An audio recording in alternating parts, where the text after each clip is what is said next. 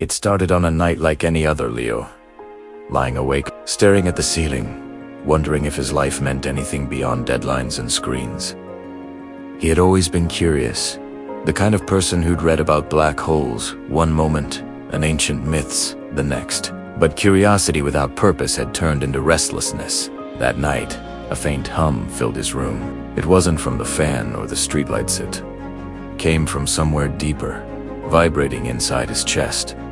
Then came the light. A soft blue glow seeped through the wall, forming a swirling circle that pulsed like a heartbeat. Against all logic, Leo reached out hand. The world dissolved. He landed in a meadow of floating stones. Gravity was weaker here. Each step sent him bouncing gently into the air.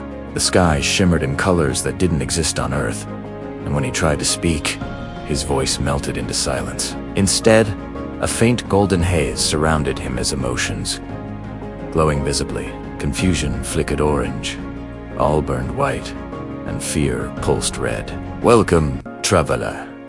The thought entered his mind not as sound, but as warmth. Before him stood a tall figure, their bodies surrounded by shifting light scum blues, soft greens, tiny sparks of yellow laughter.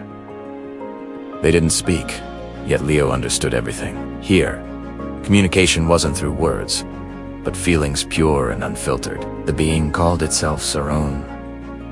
They led Leo through the floating meadows, where entire cities hung suspended in air, glowing like constellations. Time flowed strangely, sometimes rushing like wind, sometimes pausing long enough for a raindrop to hover mid. Leo learned that in this world, emotions powered everything. The brighter your empathy, the more you could shape reality. Knowledge is only stable when balanced with feeling, Saren explained, their aura shimmering with gentle violence. When reason forgets compassion, the world cracks. It was a place where joy lifted objects, anger warped gravity, and sadness dimmed the sky. Leo laughed once and flowers bloomed from the ground. When he grew curious, the air bent, showing visions of stars and forgotten memories. He asked, "Is this a dream?"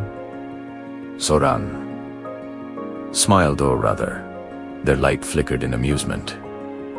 "Perhaps, but dreams often tell truths you refuse to see awake." Days or maybe years passed. Leo found peace there, learning that emotions weren't weaknesses but forces of creation. Yet one morning, the world trembled. The lights dimmed, and Saren's aura flickered erratically.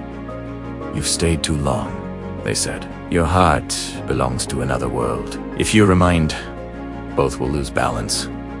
Before he could protest, the meadow cracked open. He fell not fast, not slow, just endlessly, until his body hit the familiar weight of gravity again.